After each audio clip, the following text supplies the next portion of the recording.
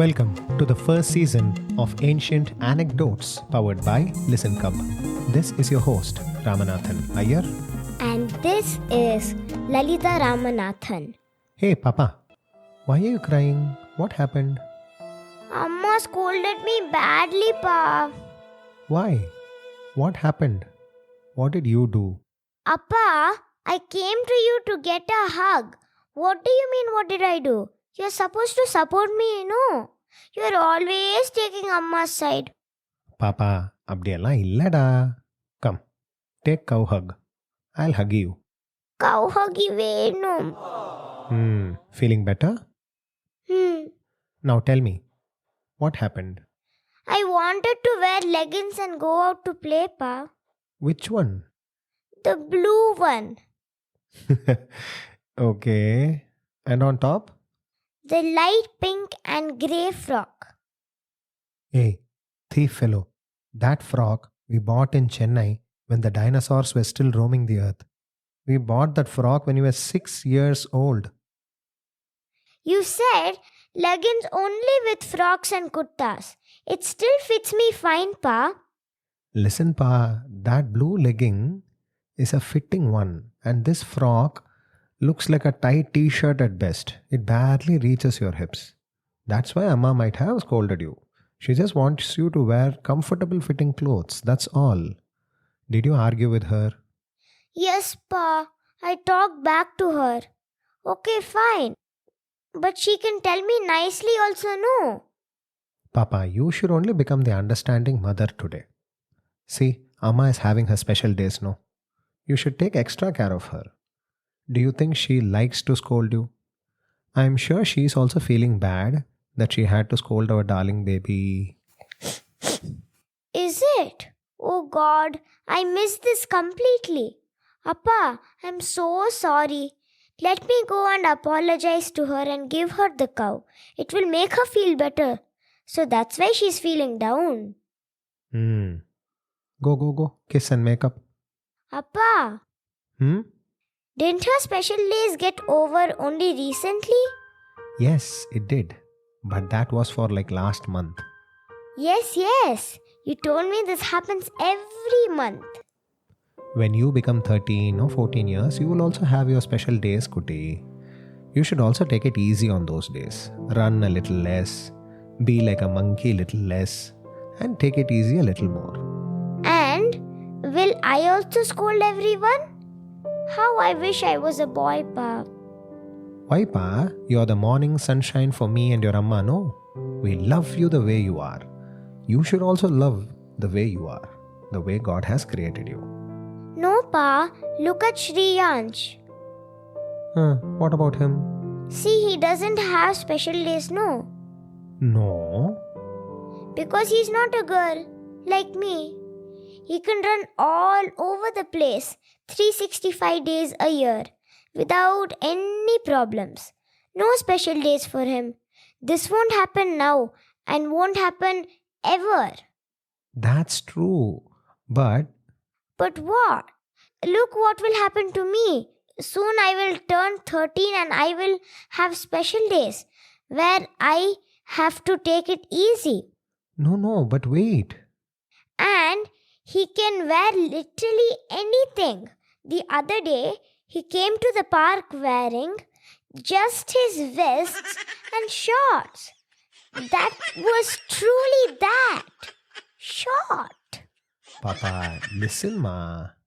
And I can't wear my favorite frock because it's so small. Papa. And the legging is too fitting. What? Why are you smiling? See, you know something? Boys also have their special days. Only thing, it doesn't happen like it happens for girls. And it happens in a different way. You mean boys also have to take it easy on 5 specific days? Well, not in the same way girls have to. And it's not physically tough as it is for girls. But boys also go through changes when they attain what is called as puberty. Say? Puberty. Appa, why is it tougher for girls? Well, because they are the only ones who have the strength to bear such pain. And there is nothing wrong with this happening. It is not a defect or anything. It's just that Mother Nature is getting girls ready for carrying babies in the future. Okay, but why only for girls? That's what, Papa. That's because girls are stronger and more mature and more intelligent and more caring and morally responsible as compared to boys. Now, what are you thinking? Appa, you're a boy. Yes, hooray. And you're also intelligent. And strong also. Yeah, thank you. But your mom is the stronger of the both of us. Did you know that? Even if she is in her special days, does she ask you to have your food from outside? No, Pa. She ensures I get my food in the morning. Wow. My Amma is a brave Amma. Yes, she is. But this is nothing new. Even in the Skanda Puranam, although Devas, who were basically boys, were strong and used celestial weapons and everything, they actually called out to celestial cows, who are girls, or Goloka Devatas, when it was time to make these weapons.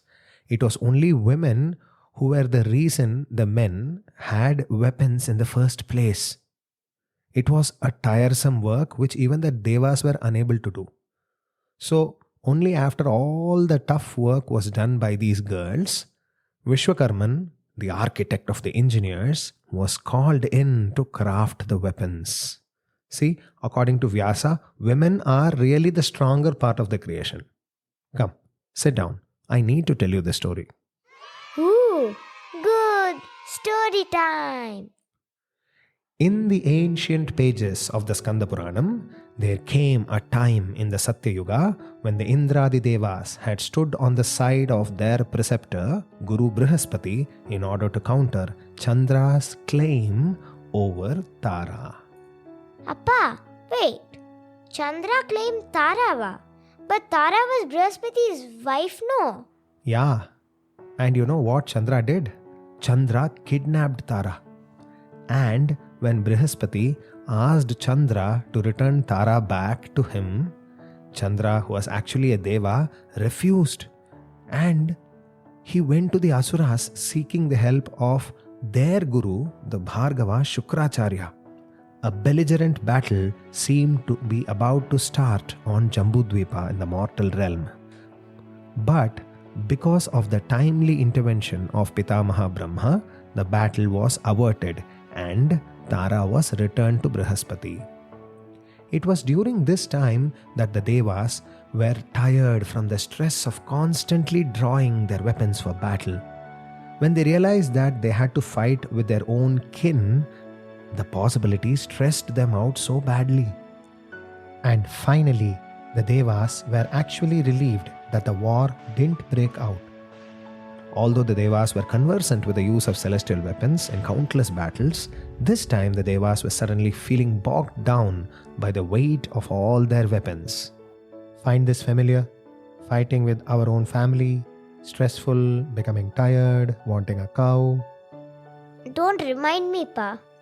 Anyhow, as the Devas were flying over the Dakshina Parshva, or the southern quarters, the Devas chanced to see the hermitage of the eminent sage Dadichi, the beautiful ashrama at Manikshira. Oh, what a wonder it was to behold! It looked like Swarga itself, bedecked with natural wonders like various trees and mountains and valleys and flowers. The place rivaled such natural wonders only present in Swarga. The air was rich with the fragrance from various flowering plants like Ketaki, Kutaja and Bakula.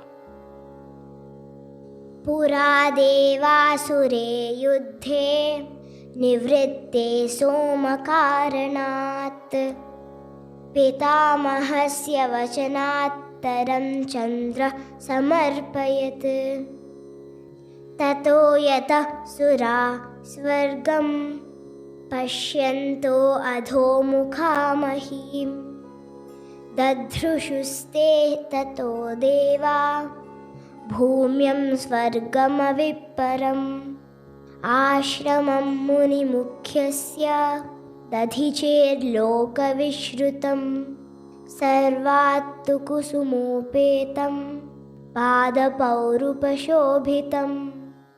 केतकीकुताज्योद्भूतं बकुलः मोदामोदिताम् एवंविधं समासद्य तदाश्रमपदं गुरु कौतुकद्रष्टुमारब्धः सर्वे देवा मनोरमम् ते च तीर्थाश्रमे तस्मिन् यानान्युत्सृज्य संयतः प्रवृत्तिस्तं ऋषिं द्रष्टुं प्रकृतः पुरुष यथा. The venerable sage Dadichi welcomed the Devas kindly. He looked blemishless in the face of his grand austerities and had the countenance of Pitamaha Brahma himself. As they basked in the radiant aura of the virtuous sage, the Devas wished to spend some time there in the form of common men and relieve their stress. At the end of a fruitful stay, Indra was ready to take his weapons and return with his retinue to Amaravati. But the sight of the weapons gave him the shivers again. Eager to retain his calm state of mind, Indra requested sage Dadichi to watch over their weapons when he returned to Amaravati. When the next time we are to meet enemies in battle, we will come for these weapons, O virtuous sage, said Shaktra. And sage Dadichi agreed. 100 years passed on earth. Sage Dadichi felt that it was now time to proceed to the northern quarters and continue his austerities to Lord Shiva under the comforting embrace of the pious Himavan. As the sage's retinue prepared to move out of Manikshira, the sage's divine ashrama from the southern quarters, sage Dadichi was helped by some Rishi Kanyas. One such Kanya was called as Devi Subhadra. Sage Dadichi said, Subhadra, bring forth all the weapons that the Devas have left behind. We must carry them to the Uttara Parshva. Subhadra went to where the weapons were kept. But try as she might, it proved futile for her to even lift them. Sage Dadichi thought for a while and checked his almanac. Picking the right muhurtam or the point in time during the day, Sage Dadichi immersed the weapons in some water. While the weapons soaked in water, he sat still for a period of 1/30th of a day or 48 minutes. At the end of this time, he drained out the water which soaked these weapons and emptied them into a container. Then he consumed the water. Along with the water, all the intrinsic power of the weapons assimilated into the sage. As the Kanya watched in marvel and awe, the Rishi said, Come, my children, you can now leave the weapons here. Let us make haste to the northern quarters. On the way to the northern quarters, Subhadra gave birth to a son amidst a grove of Ashwatha trees. Because of this, he named her son Pippalada. From a very young age, Pippalada inherited sage Dadichi's illustrious spiritual intelligence and his rigor for doing penances. Appa, what did Pippalada inherit from his mother Subhadra? Oh, he inherits Subhadra's anger. Angara. Appa, the story has not told anything that might indicate that Subhadra is an angry lady, isn't it? Very observant, Papa. We will see in another story about Subhadra's latent anger and how Pippalada also inherits this tendency, okay? Now let's go on. The sage reaches the bank of the Chandrabhaga river in the northern quarters and sets up his ashrama there. Meanwhile, a lot happens in Swarga. Indra disrespects Brihaspati in Amaravati and Brihaspati leaves Indraloka. In Brihaspati's absence, Indra appoints Twashta's son, the three-headed sage Vishwarupa, as the guru of the Devas. But because Indra kills Vishwarupa, Twashta creates a divine being called as Vritra, who will be the bane of Indra. Vritra is a powerful asura who quashes the very celestial defense at Amaravati with a single blow. Under Lord Narayana's able counsel, the Indra and the Devas rushed back to Rishi Dadichi for their weapons. O great sage, the asuras with Vritra at their helm are wreaking havoc upon us. Under Lord Narayana's counsel, we have come for our miraculous weapons. We implore you to return our weapons so we can defend Amaravati. अत्रान्तरे सर्वदेवा लोकपालमहाबलः अस्त्राणां कारणार्थाय मुनेराश्रममागतः उवाच तं मुनिं शक्रो न्यासो यस्तव सुव्रतः दत्तोऽस्माभिस्तु शास्त्राणां तानि क्षिप्रं प्रयच्छनः. Dadichi looked crestfallen. Alas, O mighty Shakra, I am unable to give the weapons as I have not brought them here. I have taken all of their fighting power and skill, O Vasava, the destroyer of enemies, and put it all in water, and then assimilated their power into my very bones. Therefore, O Shatakratu, if you need the weapons, you will have to take my bones. Indra was shaken. O peerless sage, for the sake of the welfare of the world, Rudra had parted with a tenth of his radiance in order to ordain the Devas with the miraculous weapons. Without those weapons, we won't be able to defend our realm against the Daityas and the Danavas who attack us, he said. The sage, deeply immersed in contemplation, turned his gaze towards Shaktra, the lord of the Devas, who stood before him. With a serene demeanor, the sage began. I shall propose an alternate path, one that might lead us to our desired outcome. Behold these bones before you, transformed by eons of austerities. Take them and craft from them an array of diverse tools, each in varying sizes and shapes. Through this transformation into weapons, these bones may aid you in your forthcoming battle with Vritra. Shaktra, the king of the Devas, listened intently, his brow furrowing with concern. He responded, O noble sage, I am bound by an oath that prevents me from taking your life, even if it is your wish. I cannot partake of your bones while you yet draw breath. I am presented with a quandary: how to utilize your bones in our defense without causing you harm. Please, in your wisdom, guide us on the path to resolve this dilemma. Eva mukte muniprahatam chakram puratastitam tatprapyartham upayam tu kathayami tava param yanyetani mamasthani yuyam taistani sarvashah nirmapayatvam shastrani tadakarani sarvashah etani tatsamuthani teshamapyadhikam balam sadhayishyate bhavatam sangrame yanamamehitam tamuvacha tatashakro Dadichim tapaso nidhim pranaharam prakatam te naham shakto yamichasi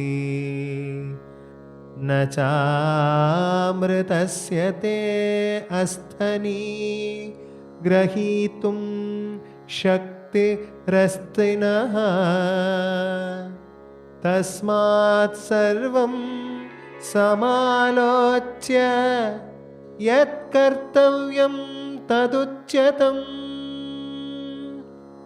एवमुक्तो मुनिप्राह एतदेव कलेवरं त्याजामि स्वयमेवहं देवकार्यार्थसिद्धये अध्रुवं सर्वदुःखनामाश्रयं सुजुगुप्सितं यदा ह्येत्तदा युक्तः परित्यागो अस्य सम्प्रतम्. The sage, revered for his profound knowledge and asceticism, replied, "In my pursuit of truth and liberation, I shall voluntarily shed this mortal vessel to fathom the mysteries of the cosmos. For this body, the source of suffering, is transient, unstable, and the root of all worldly pain. By casting it aside, I shall transcend the cycle of birth and death, sparing myself the tribulations of this mortal realm. Such is the way, my dear ones." Appa, where is the sage's wife? Didn't she stop him? She didn't. She dared not. Devi Subhadra watched all of this happening from a distance, and tears were welling up in her eyes as she clasped her baby closer to her chest. Sage Dadichi's eyes looked as calm as a rock, and yet his very being seemed ablaze with the power of his wisdom. His words hung in the air, carrying the weight of transcendence and detachment. He continued, "The attachments to worldly relations, be it wife, sister, or daughter, are but fleeting illusions shaped by individual actions. In truth, this corporeal form shall be discarded by all eventually. Thus, my voluntary renunciation should be celebrated and not mourned." अस्य त्यागेन मे दुःखं संसारोत्तम न जायते यस्माज्जनमन्तरे जतो मृतोऽपि भवेत् पुनः भार्या भगिनी दुहिता स्वकर्मफलयोजना जाता तेनैव संसारे रतिकार्ये जुगुप्सिता यस्माच्च स्वयमेवैतद् वपुस्त्यजति वै ध्रुवम् तस्मादस्य परित्यागो वरकार्यो अचरितस्वयम् एवो पुरन्दरस्याग्रे सङ्कीर्त्य स महामुनिः दधीचिः प्राणसंहारं कृतवं सत्वरं तदा.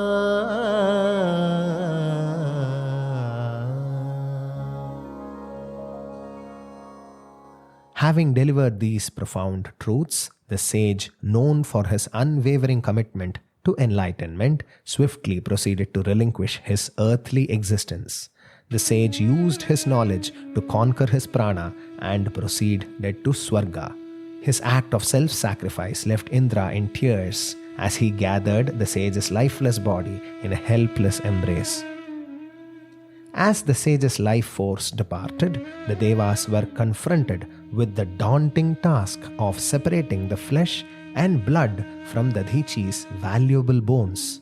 It was a task both macabre and essential to harness the full potential of the sage's offering. After a moment of contemplation, the Devas reached a consensus. "Let us ask the celestial cows of Goloka to help us purify these bones for the sake of weapon making." Shaktra made an incantation to the Goloka and invoked Nanda. Nanda, accompanied by her ethereal companion cow mothers, Subhadra, Surabhi, Sushila, Sumana, descended from the heavenly abode to assist in the sacred endeavor. Their presence radiated an aura of celestial grace. Amidst the sanctified ambience, the Devas directed Nanda and her celestial entourage to commence their sacred work. Shaktra instructed, "Breathe deeply and begin the cleansing process. May these bones be purged of all impurities and contaminants. Make them whole, pristine, and bereft of any substance that might hinder their divine purpose." With humility in their hearts, they pledged their unwavering commitment to their cosmic duty. Nanda, her voice as melodious as the celestial hymns, addressed the Devas. "However grim and unenviable the labor, we shall carry it out with unwavering commitment and purity of intention. We shall willingly undertake any task that aligns with our sacred duty." With a solemn determination, Nanda and her celestial companions embarked on the task entrusted to them. The cow mothers toiled tirelessly as their mouths bled from their labor. Finally, as the cow mothers completed their arduous task, Lord Brahma, the progenitor of the cosmos, appeared in his full glory to embrace the cow mothers for their brave act. There, my dearest Go Matrus, you have completed a task which no one could have dreamt of even starting out. Why? Why do you cry? You should feel happy. We feel depleted and dirty, O Pitamaha, said the cow mothers amidst cheers. Lord Brahma, in his infinite wisdom, sought to cleanse their impurities. He gently touched the celestial cows, consecrating them again.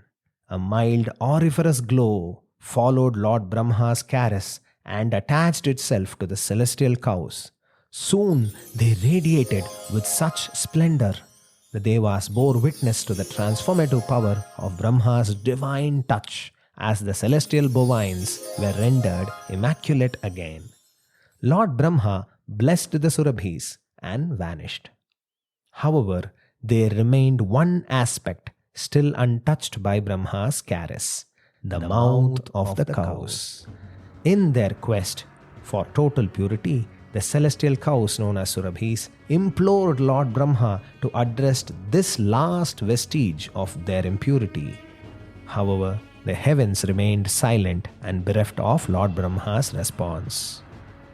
At that time, Devi Saraswati was still in her teen years. She had not yet transformed into the goddess of knowledge yet. She had a sudden lapse of awareness. She spoke in a scathing tone. These Go Matrus must have fallen from their stature. The revered Surabhis must have committed a great transgression. That is why Pitamaha has spared their mouths from purification. It is a blemish on their purity. देवाशुकुः यदेतदिशनात्यक्तं स्वयमेव कळेवरम् एतन्मानसादिनिर्मुक्तं कृत्यमस्ति पञ्जरम् तत्कृत्वा गर्हितं कर्म देवदेशात् सुदारुणम् पुनः पितामहं द्रष्टुं गतास्तः सुरसत्तमः ततस्तु दारुणं कर्म यच्चताभिरनुष्ठितं पितामहस्य तत्सर्वं समाचक्युर्यथा तमः तच्छ्रुत्वा विबुधना सर्वां समाहुय पितामहः सर्वगत्रेष्वसपृश्यत सुरभिः शुद्धिकामं शुद्धिकाम्यया तस्तुतैर्विबुधैः स्पृष्टः सुपूता समावस्थितः मुखमेकं परं दासं न स्पृष्टमशुचि स्मृतम् अपवित्रं भवेत्तासं मुखमेकं जुगुप्सितं शेषशरीरं सर्वासं विशिष्टं तु सुरैकृतम्.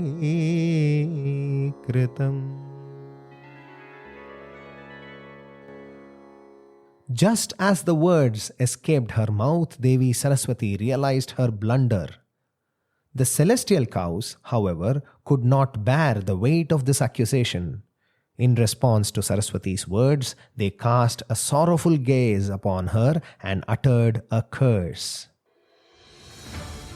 With this description of our mouths as being impure, your words have scorched our hearts deeply. Hence, you shall also carry a similar responsibility willingly. You will not be able to escape either from its scorching heat or its painful burden. You will now become a river, and you shall flow for miles and miles with embers of such a burning responsibility. What responsibility is this, Pa? We will see soon, but does this part seem familiar, Papa? When one loses awareness, that is when one talks back rudely. I see it now, Pa. I'm sorry I spoke back to Amma. Don't worry, you're going to make it up with a big hug to Amma, no? Don't worry. Now listen on.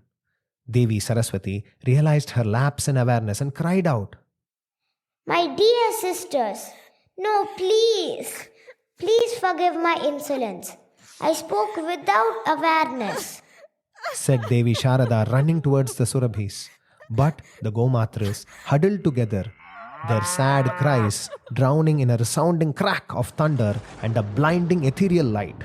They vanished. What was done was done. With the weight of their divine decree, the Go Matrus departed for Goloka, leaving Devi Saraswati to reckon with the consequences of her words. Lord Vedavyasa says this is the point where Devi Saraswati is said to have attained puberty. The Devas found themselves short of time to console Saraswati as one of the gods of Amaravati materialized in front of the Devas. Oh lords, I bear ill tidings. Vritra leads an elephantine army of Asuras and has left for Swarga. He will arrive at the gates of Amaravati in 3 days. Indra invoked the divine architect Vishwakarman immediately for the forging of the gallant weapons from sage Dadichi's sanctified bones. Vishwakarman, upon receiving the divine mandate, embarked on the creation of these celestial armaments. With meticulous precision, he fashioned the Vajra for Indra from Dadichi's backbone. He proceeded to craft the Shakti for Vahni, the fire god, the Danda for Yama, the sword for Niririti, and the noose for Prachetasa or Varuna. Each weapon was crafted to perfection, bearing the indomitable power required for the impending battle. Vishwakarman's skilled hands were unstoppable as he industriously forged additional celestial implements with the remaining bones. The Dhwaja or the flagstaff for Lord Vayu, the Gadha or the mace for Kubera, and the Shula for Ishana, which is another name for Lord Shiva. He utilized every bit of the formidable austerities and the merit-filled bones of the past sage in the most adroit manner and armed every Deva with a weapon beyond compare. Sparks from the implements rose into the skies as they portended the cosmic conflict that loomed large in the horizon. Wiping the sweat off his brow, Vishwakarman stood up and slowly stretched himself. There was finally a sense of huge relief that washed across the celestial engineer's face. the Devas came to his side and embraced him affectionately and restored his energies. They grouped together and, in one final blinding flash, departed to Amaravati from the banks of the Chandrabhaga river. At the end of the second day, as the time for Vritra's arrival at Amaravati drew closer and closer, armed with these miraculous weapons, the Devas materialized at the gates of Amaravati to confront the Daityas and the Danavas. The war with Vritra's army was only possible because of Dadichi's solemn sacrifice to part with his bones. But without the Go Matrus, the weapons could have never been even made by Vishwakarman. There were literally no volunteers for this important cleansing of the sage's bones. This process causes the important transformation from the bones into the weapons, and no one was ready to do this dirty work. But the Go Matrus depict how, for helping the greater purpose, most women have the maturity and courage to do what is needed even if it renders them depleted and dirty. This is the main lesson. The key point is that although both men and women are created equal, women are made much stronger in certain aspects. This is why they are entrusted with the task of bearing children. It is not a small responsibility. Most men can't even begin to think about the effort and pain women have to go through for a certain period of time preparing for this responsibility. These preparatory days are what are the special days that girls go through. And you know what? As human beings or as any other mammal, the only time when girls actually feel vulnerable and weak is when they are in their special days. But it is important to note that girls can handle these days very easily, and that is why they are made this way. Did you understand all of this? Yes, Pa. Girls are so awesome. Good job. Appa, you told at the beginning that the sage was a blemishless and pure individual with aeons of austerities to his credit. Why should his bones be cleaned? Why can't we directly make weapons from the bones? Oh, that is such a valuable question, Papa. I am so glad you asked it. There are 3 crucial symbolisms in this story. Whoa, so many. Tell.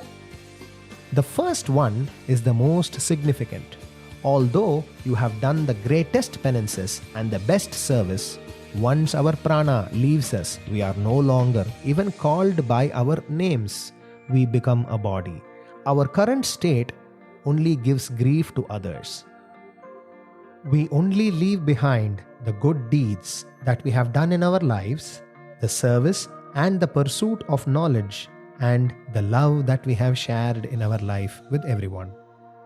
Granddad used to say that our death makes people cry and lose their balance and peace. It renders them into what is called ashaucha. The invoking of the bovines symbolizes the advent of spiritual knowledge. Cows symbolize jnanam or knowledge. Hence, the cows were asked to clean the bones. Did you also notice another thing, Papa? What, Pa? Look at the way Indra asked the Go Matrus to start their work of cleansing. Before the cows began, Indra said, "Take a breath and start your work." Yes, I remember. There is a reason he says that. Before we start any arduous work, along with positive energy, we require both awareness and a rested mind. This is exactly what mindful breathing gives you. This is why the application of knowledge has always been associated with breathing and pranayama in our culture. Did you get that? Whoa, so cows symbolize knowledge? Awesome, Pa. Go on. The second symbolism comes when the energy of the missiles are soaked in water and are then assimilated by the bones of the sage Dadichi. Weapons used to fight are heavy and unliftable. Water represents love and belonging. When soaked with water, the power of the weapons can be used for good. The knife can cut vegetables for a meal and can also hurt the people who oppose it or the people who even wield it. So, using one's energy for good makes the energy meaningful. This is the second symbolism. Did you get that? Fantastic, Pa.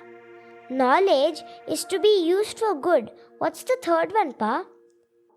The third symbolism is the best one. I saved the best for the last, you see. Have you wondered why the already pure Go Matrus are feeling depleted and dirty after the cleaning of the sage's bones and had to be rendered pure again by the Pitamaha? Yes, Pa. I was wondering about this a lot. Why did Brahma materialize to re-cleanse the cows? When we apply knowledge to ourselves to make us clean, a section of the knowledge becomes a reason for us to feel proud and boastful. When we are boastful, we use our mouth to show off, isn't it? One of the sutras that Shiva tells Parvati in the Shiva Sutras is Jnanam Bandhaha. Knowledge brings bondage. The Go Matrus felt proud that they were chosen and then felt humble that they were able to complete the job. They were devoted and surrendered the merit of their actions to Pitamaha Brahma. They were hence rendered pure. By this virtue, even their mouths were made pure, but Saraswati was young and didn't observe the spiritual maturity of the Goloka Matris. That is the reason the cows ordained that Saraswati will also carry her responsibilities even though the labor is hard and tough. When our clothes are dirty, we use a detergent to clean them. But then we use water to remove the detergent as well, isn't it? Otherwise, the cleansing process is not complete. Knowledge is like a detergent, and surrender and humility are like the water that is used after the detergent to remove the detergent as well. Oh, that is why Brahma did not come when the Go Matrus asked him to take care of their mouths. The cows thought their mouths were not clean, but Brahma Pitamaha knew that they were already clean. Correct. Is the story over, Pa?